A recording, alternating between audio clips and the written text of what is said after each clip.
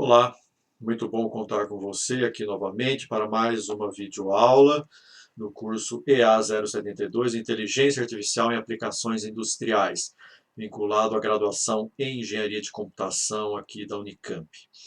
Essa videoaula vai cobrir o tópico 6, intitulado Sistemas baseados em regras e árvores de decisão. Haverá 3 videoaulas vinculadas a esse tópico.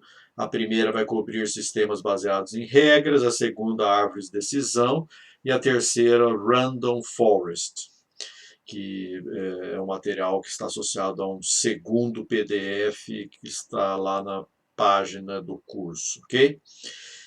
Então, essa videoaula vai cobrir a parte 1, sistemas baseados em regras, também denominados sistemas especialistas. A principal diferença entre a parte 1 e as partes 2 e 3 está no fato de que a síntese dos sistemas baseados em regras ou sistemas especialistas vai se dar numa abordagem top-down, ou seja, eu vou extrair conhecimento de um especialista e trazer para o computador, e enquanto que nas partes 2 e 3, para árvores de decisão e random forest, eu vou adotar uma estratégia bottom-up. Eu vou partir de dados e apenas a partir dos dados eu vou sintetizar os sistemas baseados em regras nesta abordagem bottom-up, portanto, ok? Então vamos lá, a parte 1, e ela está baseada em notas de aula vinculadas a esse livro do Negnevitsky, de 2002.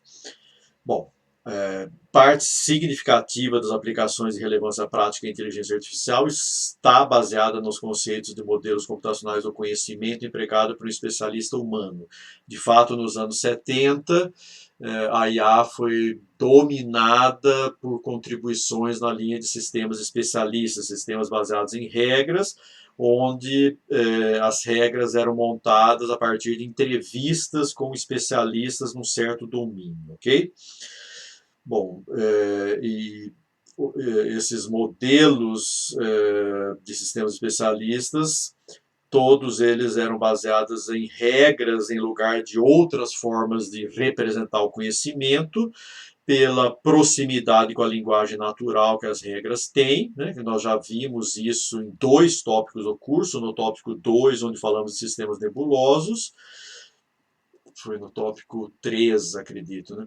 E no tópico 5, agora que acabamos de ver, quando tratamos de lógica proposicional e lógica de primeira ordem, que são formalismos que nos permitem representar o conhecimento na forma de regras antecedente, se antecedente, então consequente, ok? Então, além dessa proximidade com a linguagem natural, eu tenho a interpretabilidade e o poder representacional, ou seja, o bom custo-benefício associado com as regras, dado que os antecedentes podem ter várias condições, assim como os consequentes das regras, dividindo um problema mais, um conhecimento mais complexo, né, em submódulos, né, e também estabelecendo interseções entre conhecimentos afins, vamos dizer assim. Tá? Bom, então, para caracterizar bem esses sistemas agora formados por um conjunto de regras, né, que serão sintetizados nesta parte 1 a partir do conhecimento de um especialista no certo domínio, né, vamos a algumas definições aqui. Primeiro, o que nós entendemos por conhecimento? O conhecimento, então, vai ser caracterizado aqui como um entendimento prático ou teórico de um assunto ou domínio de interesse. Somente quem conhece, isso eu já falei várias vezes e não vou cansar de repetir, né? Somente quem conhece um processo ou fenômeno é capaz de controlá-lo e é denominado especialista nesse domínio, né? O especialista geralmente exerce algum tipo de poder, seja ele decisório ou apenas preditivo, né? e toda vez que a gente dispuser de algum conhecimento sobre algum domínio de interesse, eu vou querer representar esse conhecimento em computador e mais, manipular esse conhecimento de forma automática, a fim de produzir novos conhecimentos ou atender algum objetivo que eu quero, seja de decisão, de vinculação de uma proposição a uma base de conhecimento, ou seja, de predição. Tá? Bom, um especialista, então, é uma pessoa que detém um conhecimento aprofundado, um conhecimento diferenciado de outras pessoas chamadas leigas no assunto, né? E também esse especialista vai deter grande experiência prática em um determinado domínio, né? Esse especialista expressa habilidades nesse domínio que não estão presentes em outras pessoas. E para isso ele deve ter investido anos de estudo, de preparo para apresentar essas habilidades diferenciadas, ok? Bom, todo o sistema especialista vai ser composto, então, ou quase todo, né, por um sistema de regras. E a regra aqui é a forma que nós vamos utilizar para representar o conhecimento. Ela tem uma estrutura na forma sem antecedente, então consequente, e relaciona informações ou fatos que estão no antecedente, que também são denominadas de premissas, ou a condição que leva a regra a ser ativada, né? E alguma ação ou resultado no consequente, né? Também denominado de conclusão. São fáceis de criar e de interpretar, e esse é um dos pontos fortes desse tipo de sistema, né? Bom, antecedente e consequente, ambos podem ser compostos por conjunções ou disjunções de múltiplas proposições. Para quem não está entendendo esses termos aqui, conjunção, disjunção e proposição, por favor, recorra ao tópico 5 que acabamos de cobrir no curso. Tá? Cada proposição é dada por um objeto linguístico e seu valor, ligados por um operador. Este operador pode ser de atribuição, é ou não é, ou de relação, maior que, menor que, coisas desse tipo. Né? Bom, a base de conhecimento que caracteriza, que está presente, é o módulo do sistema especialista, né, vai ser dada pelo conjunto de regras associadas ao domínio. Então, todo o conhecimento vai estar na base de conhecimento do sistema, e essa base é composta por um conjunto de regras que caracterizam aquele domínio de especialidade. Bom, o escopo de aplicação dos sistemas especialistas está em situações em que a base de conhecimento pode ser bem caracterizada por um especialista humano, de modo que numa entrevista que eu faço com ele, numa abordagem top-down, né, eu consiga capturar o conhecimento que ele detém, né? Mas a aplicação automática e usando o computador se justifica quando esse conhecimento, essa base de conhecimento, não pode ser facilmente transmitida ou armazenada, ou seja, tem que ser um cenário razoavelmente complexo, né, a ponto de não poder ser trabalhado em poucos minutos após uma leitura de uma página, por exemplo, né, de algum assunto. Né? Então, normalmente, os sistemas, inclusive, que a gente vai ver aqui, levaram décadas para serem produzidos, entrevistando especialistas, extraindo conhecimento, complementando o conjunto de regras e portanto, normalmente são sistemas que requerem um grande esforço para fazer essa conversão daquilo que está no cérebro de um especialista, né, extrair esse conhecimento, formulá-lo na forma de regras e inserir esse conhecimento numa base de um sistema especialista. Bom, o sistema especialista é indicado também em situações em que devem ser tomadas ações repetitivas e em que erros humanos devem ser evitados. Muito empregado em tarefas como contabilidade, diagnóstico, controle de processos, operações financeiras e gerenciamento de recursos ou atividades produtivas. A gente vai ver aqui alguns exemplos, inclusive algum histórico de sistemas especialistas de sucesso. Essa próxima sessão 3 aqui, né? Então, o primeiro que eu gostaria de destacar, não é uma lista exaustiva aqui, é o Dendron. É considerado o primeiro sistema especialista por causa do seu modo automático de tomar decisões e resolver problemas relativos à química orgânica. Então, sempre vai estar restrito a um domínio específico do conhecimento humano. Tá? Ele foi inteiramente escrito em Lisp, Lisp Processing, é uma linguagem fundamentada na lógica, tá? Na inferência dedutiva, e o Dendron é um sistema especialista em um projeto pioneiro em inteligência artificial, que começou a ser desenvolvido em 1965, na Universidade de Stanford. O objetivo do projeto foi desenvolver soluções capazes de encontrar as estruturas moleculares orgânicas a partir da espectrometria de massa das ligações químicas presentes em uma molécula desconhecida. Na mesma universidade,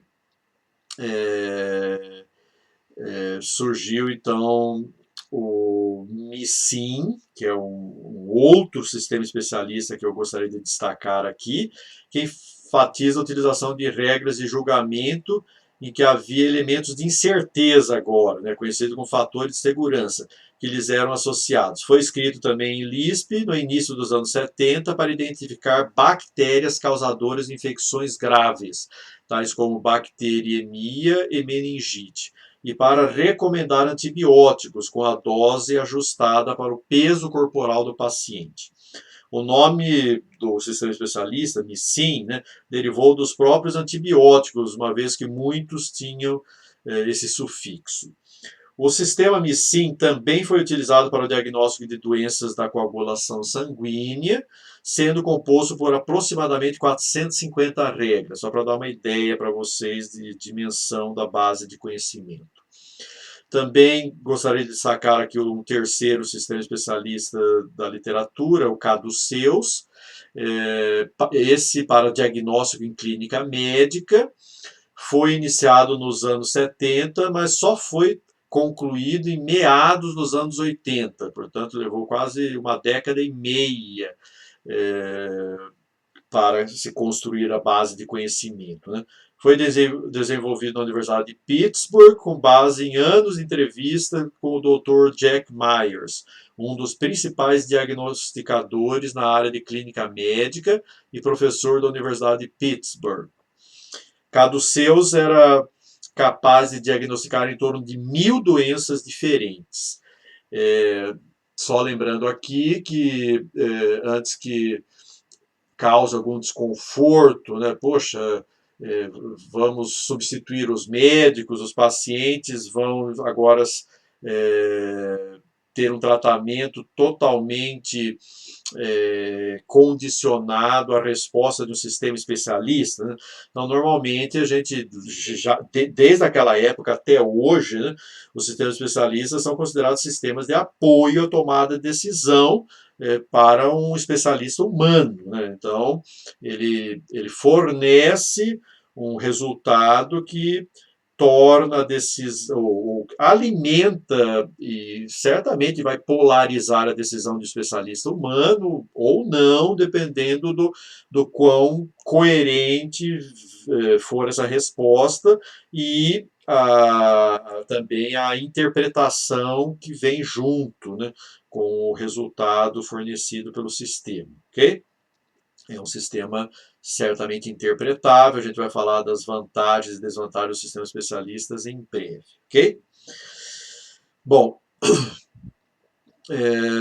enquanto o Caduceus trabalhava usando um motor de inferência semelhante ao do Nissin, ele tinha uma série de mudanças ou extensões, como a incorporação de raciocínio abdutivo, que a gente já mencionou particularmente no tópico 5, né, como um processo de inferência importante aí para aquisição de conhecimento e para desenvolvimento de soluções em IA. Para lidar com a complexidade adicional da clínica médica, pois poderia haver uma série de doenças em simultâneo, e os dados eram escassos e geralmente incertos. O Caduceus é descrito como o sistema especialista de maior conhecimento intensivo existente. O quarto sistema que eu gostaria de destacar aqui é o Prospector, concebido para ser utilizado em exploração mineral, tendo sido desenvolvido pelo Stanford Research Institute. 9 especialistas, no caso geólogos, contribuíram para produzir a sua base de conhecimento, a qual usa uma estrutura híbrida que incorpora mais de 1000 regras. O número de fica por isso, assim, eu não vou, certamente vocês vão ver aqui, né, que o número de sistemas especialistas é da ordem de milhares, e a gente está destacando apenas alguns, e, enfim, até 1986, o número de sistemas especialistas bem-sucedidos que foram implementados estava na casa de 200. E 8 anos depois já havia chegado na casa de 2.500. Tá?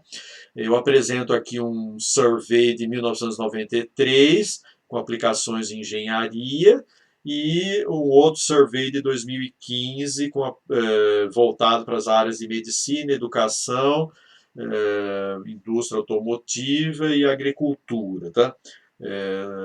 Qualquer coisa vocês consultem esses surveys aí para ter uma ideia de onde tem sido mais aplicados nesse contexto de engenharia, né? Estamos aqui no curso de engenharia de computação, né? Os sistemas especialistas. Com certeza, mesmo sabedores que somos, que hoje as abordagens bottom-up estão predominando pela facilidade com que eu tenho de dispor de dados e poder construir as minhas soluções centradas em dados, né? Mas essas abordagens top-down, a partir de um conhecimento de um domínio específico, né, continuam válidas e a gente vai ver a seguir, né, existem, inclusive, frameworks computacionais preparados já para o desenvolvimento de sistemas especialistas, desde que você carregue ali, consiga construir uma base de conhecimento, né?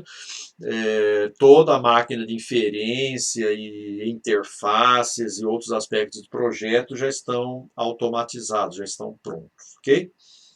Então é uma tecnologia ou um conhecimento que é importante que vocês dominem, porque a probabilidade de aplicá-los e produzir uma solução competente e competitiva aí no mercado é grande. Tá? Bom, vamos então falar justamente desses frameworks computacionais para síntese de sistemas especialistas. Eu não vou conseguir entrar em muitos detalhes, mas pelo menos vai ficar alguma referência aqui para vocês. Né? Então, as linguagens de programação mais utilizadas, Lisp, Prolog e OPS5, são linguagens para programação simbólica, né? E existem outras aí, e eu destaco então esse ambiente Axis aí, né? É um ambiente de apoio ao desenvolvimento automático de sistemas especialistas, tendo sido utilizado por um grande número de empresas em vários contextos de aplicação, indo desde sistemas para sugestão de vinhos até aconselhamento vocacional, né? Então cabe lembrar que para cada domínio de interesse eu vou ter uma base de conhecimento específica. A máquina de inferência pode ser a mesma, e de fato é nesse caso aqui. Né? Então, o grande desafio para a síntese hoje de um sistema especialista é justamente assim, a construção dessa base de conhecimento, ok? Bom, então a gente vai entrar em um pouco mais de detalhes sobre esses módulos que compõem o sistema especialista, com destaque claramente para a base de conhecimento, que é esse sistema de regras, tá?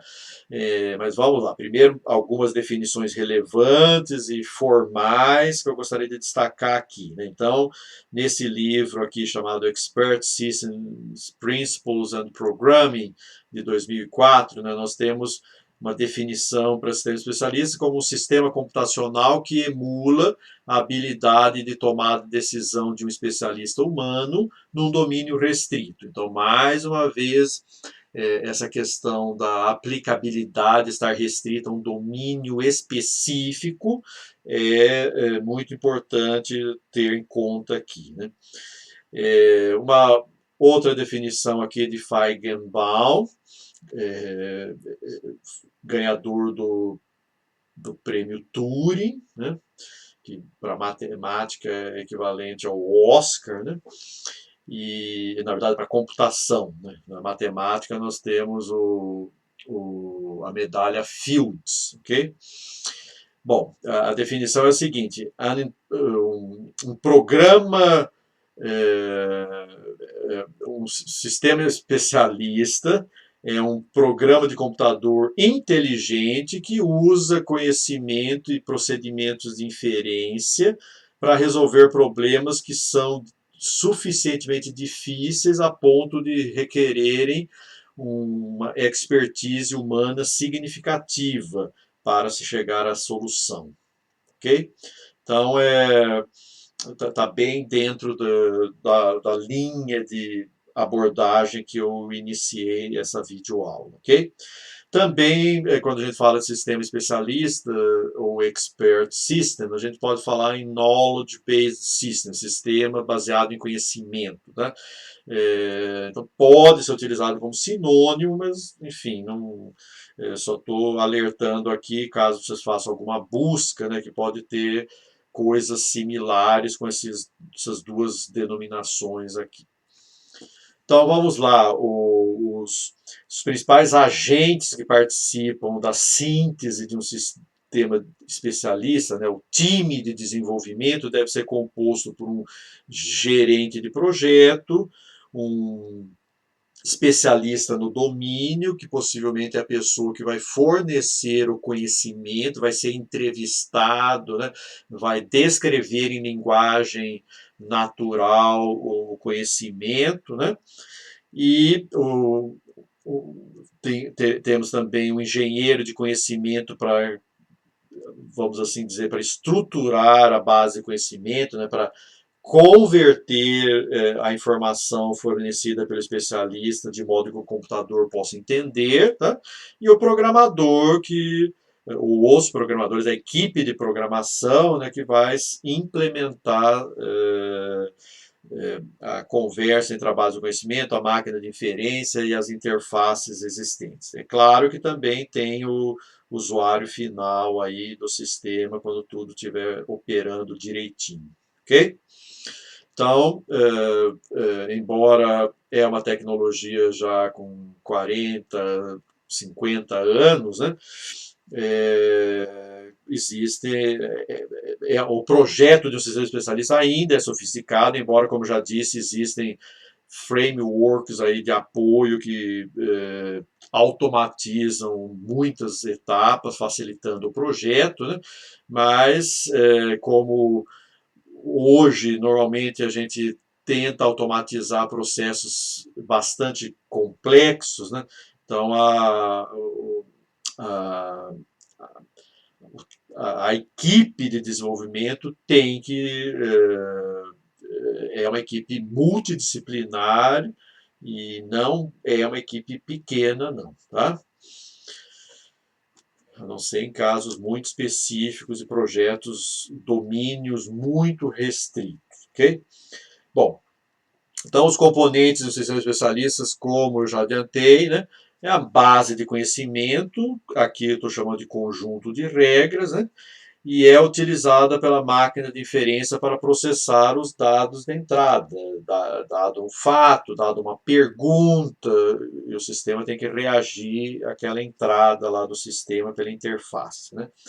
E temos também como outro módulo importante a máquina de inferência, que infere conclusões a partir de fatos, que seriam esses dados de entrada, e do conteúdo da base de conhecimento.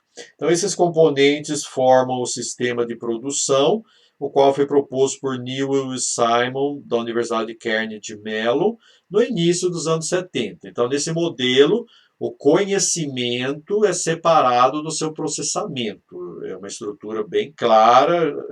Nos próximos slides, a gente vai ver algumas figuras que vão facilitar a compreensão. Tá?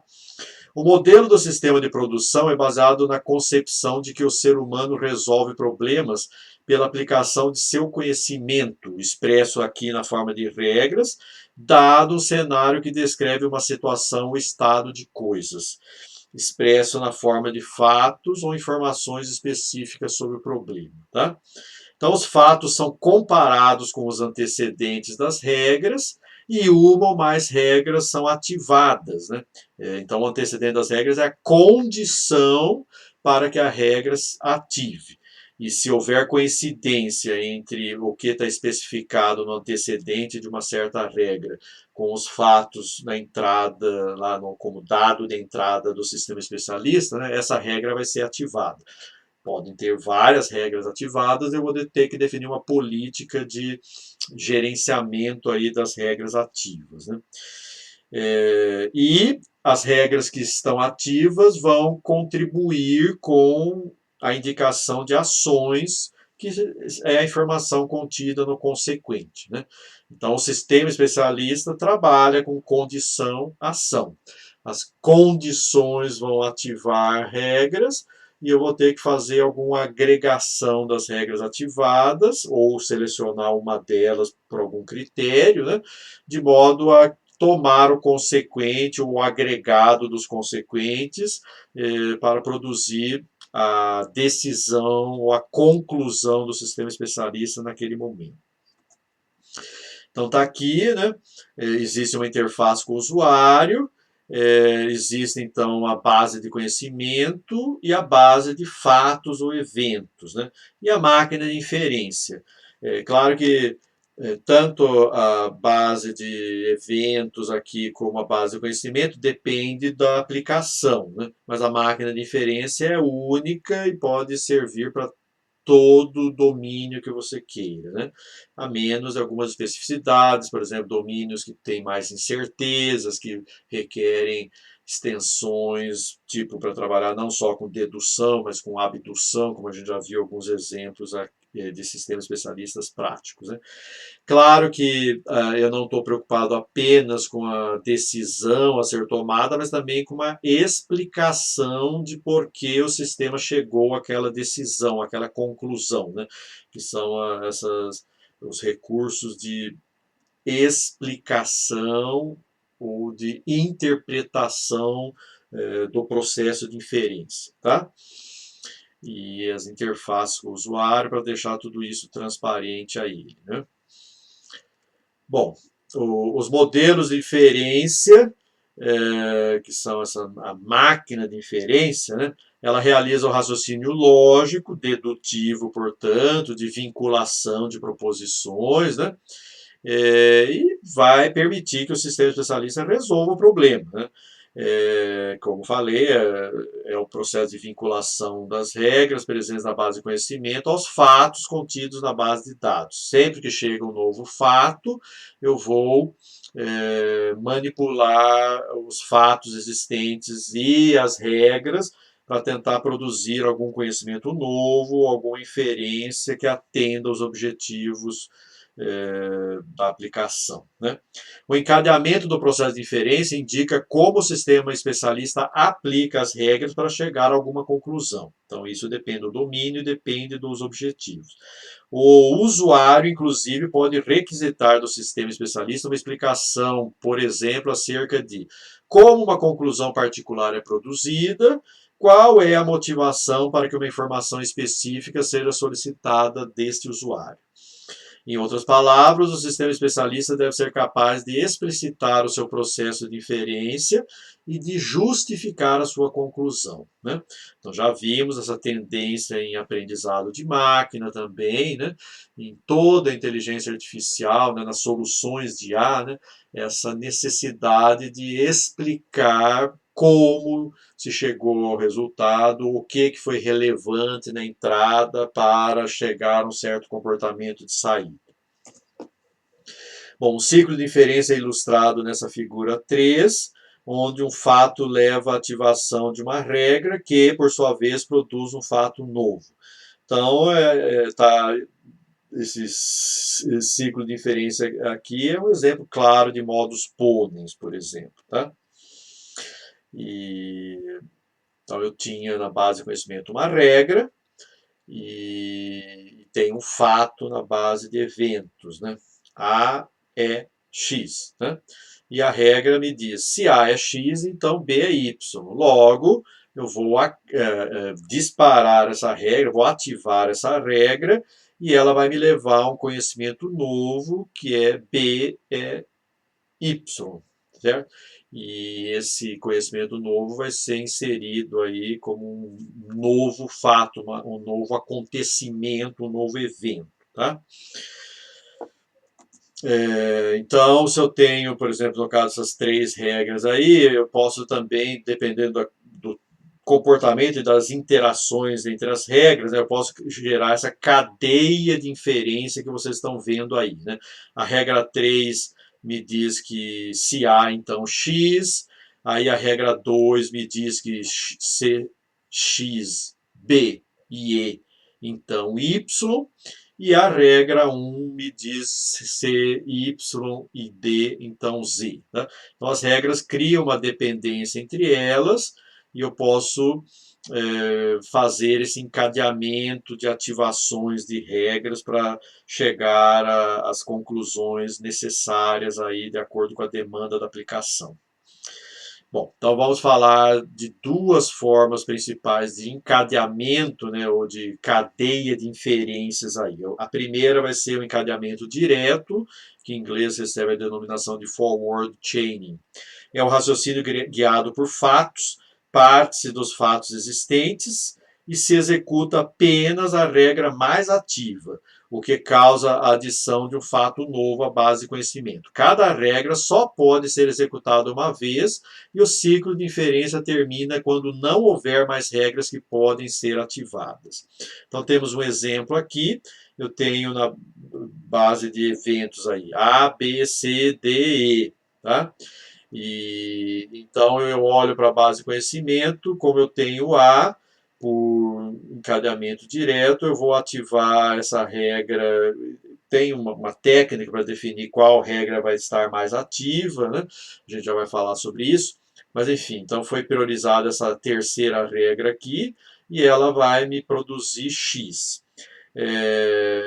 Tendo C, eu ativo essa quarta regra da base de conhecimento, ela vai me produzir L. E assim eu vou enriquecendo as informações, explicitando, né, informações que já estavam presentes, sempre lembrando que o processo dedutivo não gera conhecimento novo, embora ele possa não estar explícito. Né? E agora X e L estão explícitos aí. Tá?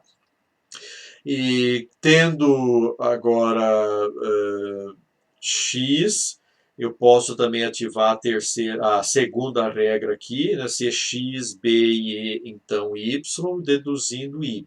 Né? E finalmente eu posso ativar a primeira regra, agora que eu tenho Y, né? E deduzir Z. E aí não há mais nenhuma regra na base de conhecimento que possa ser ativada e, portanto, eu apliquei todo o encadeamento direto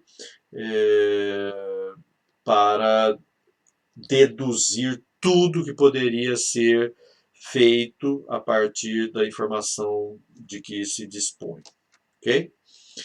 O encadeamento direto é indicado quando se parte de fatos e o objetivo é inferir fatos novos, quaisquer que sejam eles. No entanto, se houver um objetivo previamente estabelecido para o processo de inferência, muitas regras podem ser executadas sem que tenham vínculo algum com o objetivo estabelecido. Logo, se o objetivo for inferir um fato específico, o encadeamento direto tende a ser ineficiente, porque ele vai acabar focando a atenção, requerendo recursos computacionais para produzir, explicitar conhecimentos que não serão úteis, tá? Então, são recursos computacionais que serão aplicados sem nenhuma utilidade. Para isso, temos, então, o encadeamento reverso, que é centrado em objetivos, né? Então, é um raciocínio guiado por objetivos. No encadeamento reverso, o sistema especialista recebe um fato a ser demonstrado como verdadeiro e a máquina de inferência busca encontrar evidências que provem a veracidade daquele fato específico. E ela vai disparar o número de regras necessário para chegar a essa conclusão, e não mais do que isso. Para tal, a máquina deve localizar regras que têm qualquer fato como que tem aquele fato como consequente. Em seguida, ela tenta validar o antecedente de ao menos uma dessas regras localizadas. Aí vocês veem que é o reverso, né? Então, olho para o consequente, depois eu vou olhar o antecedente.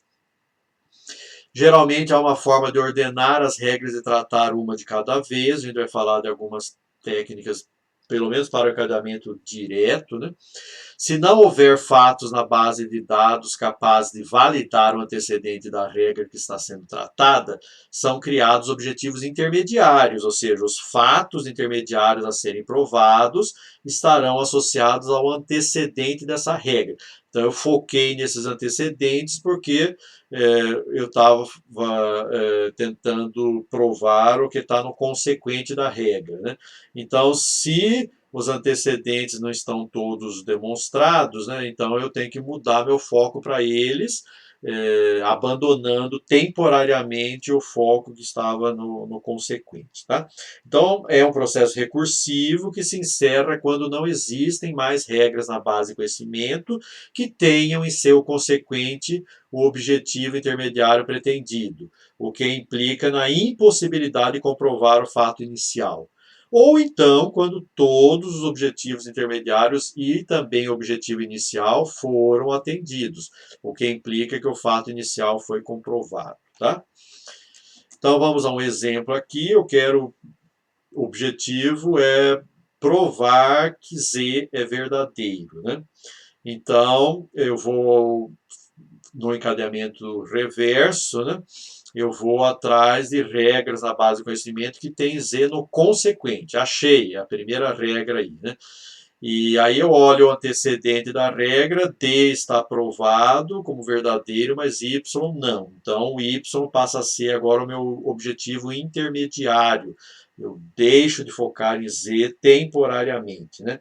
Encontro na base de conhecimento uma regra que tem Y no consequente e dou uma olhada nos antecedentes dessa regra para ver se todos estão demonstrados. B e E estão e X ainda não.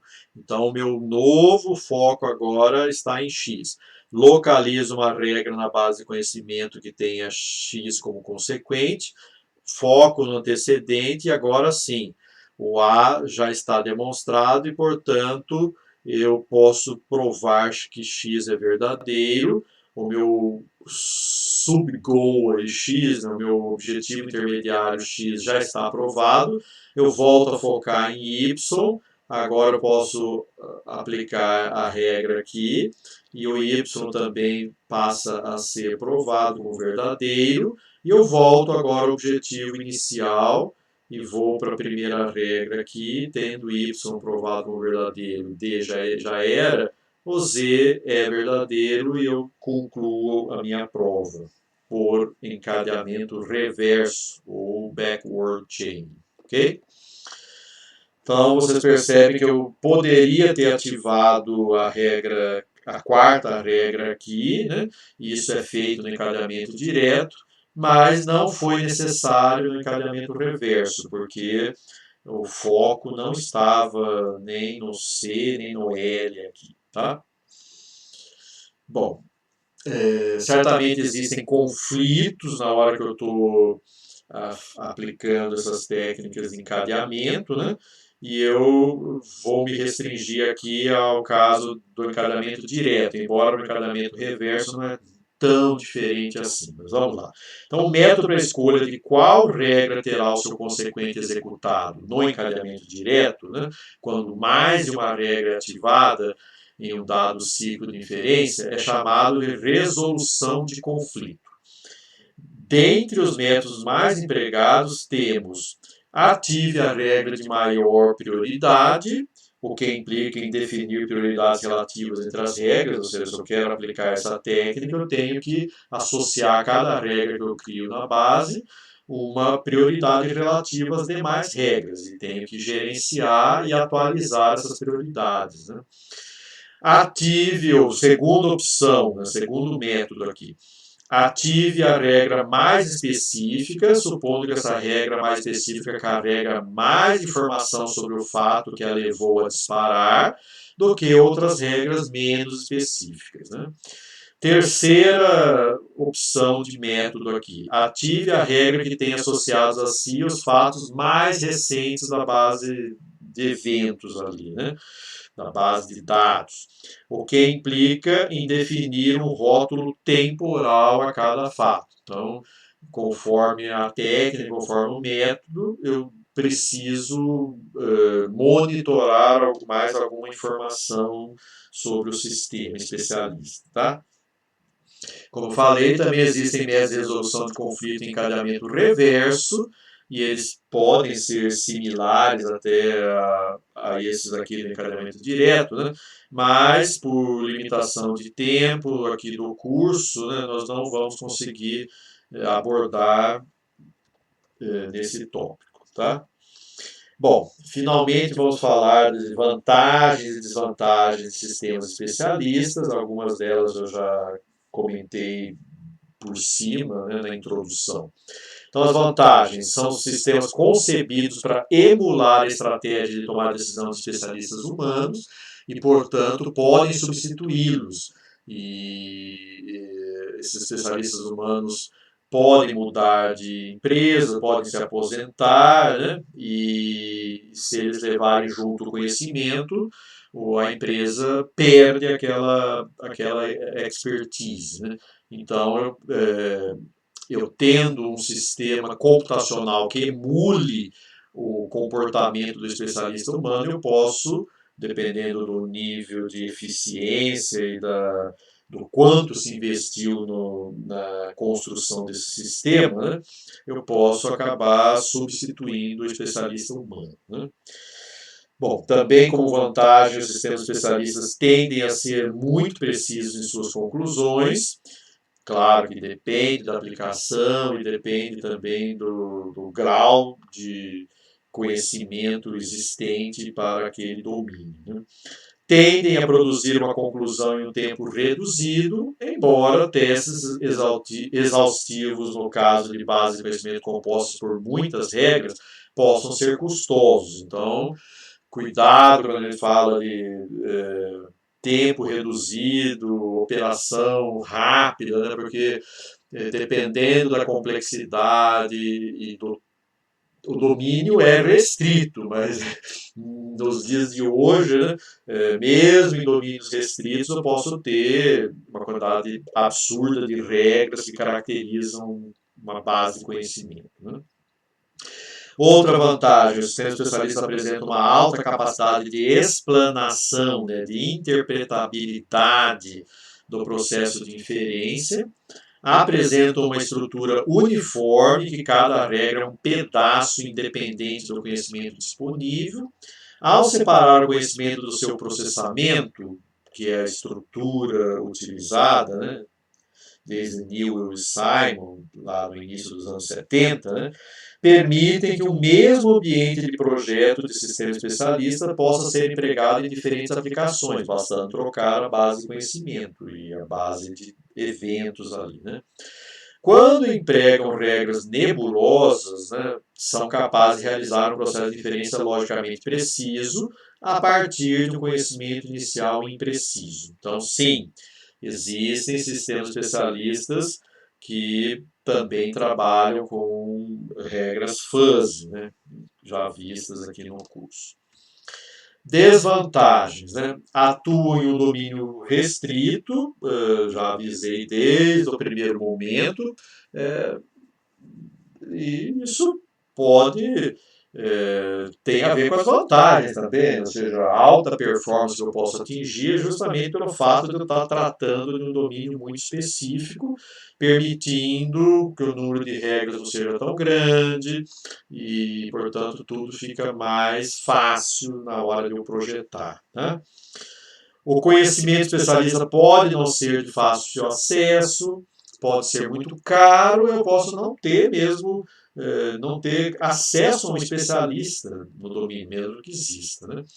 Trabalham predominantemente com raciocínio simbólico apenas, recorrem predominantemente esses sistemas especialistas hoje disponíveis aí no mercado, né, a processos de inferência dedutiva, em detrimento das inferências indutiva e abdutiva, embora não estejam descartados sistemas que têm funcionalidades também de inferência indutiva e abdutiva. Eu já ilustrei alguns aqui, né? Promovem pouco relacionamento entre as regras, de modo que há poucos subsídios para se definir o papel de regras individuais num processo de inferência.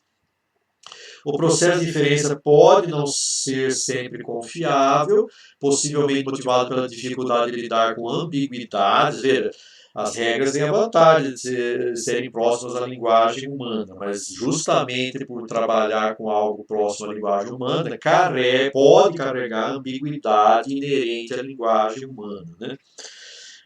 Pela presença de regras conflitantes na base do conhecimento, isso não é raro, né?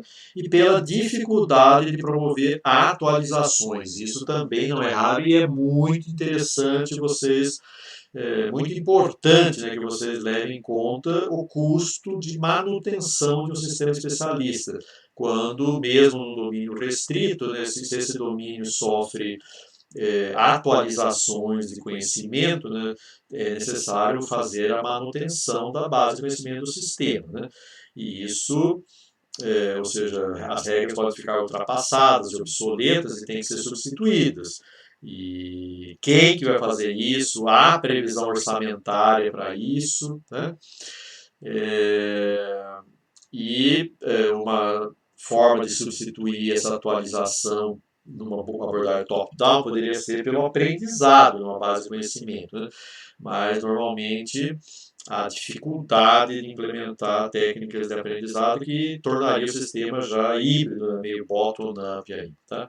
Então, em geral, não os sistemas especialistas, por serem concebidos segundo uma abordagem top-down, né, não apresentam capacidade de aprendizado, não sendo assim capazes de modificar automaticamente sua base de conhecimento quando necessário, cabendo ao projetista realizar a manutenção e a revisão do sistema. Então tem que haver previsão orçamentária para isso, tá?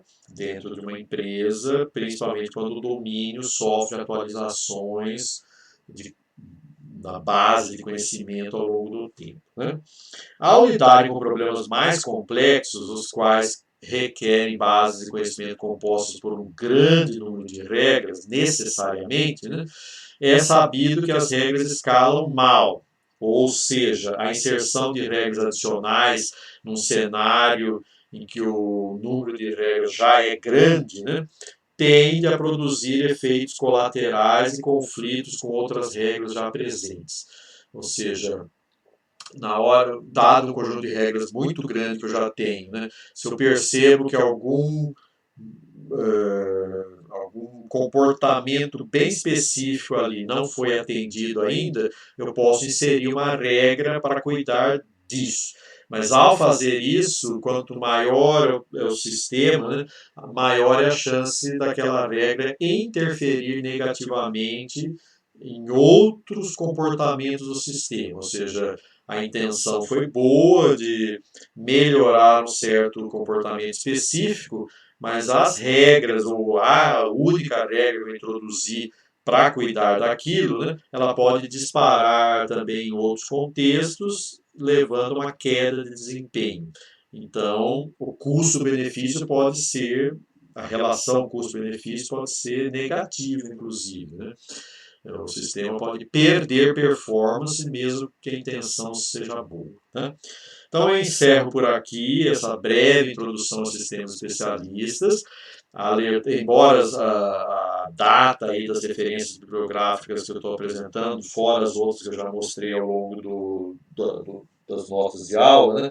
Embora elas sejam um pouco antigas, né, 1994, 2002, 1986, né, mas eu reitero que os sistemas especialistas continuam sendo de uso frequente e produzindo soluções competitivas e que agregam valor aí no mercado, ok? Então, na próxima videoaula nós vamos abordar árvores de decisão, que também são sistemas baseados em regras, mas onde as regras são concebidas diretamente a partir dos dados disponíveis, né? Então, é um outro paradigma também fundamentado em regras. Então, agradeço pela atenção e convido aqueles que ainda não fizeram que se inscrevam no canal para receber notificações de novas videoaulas quando essas forem lançadas.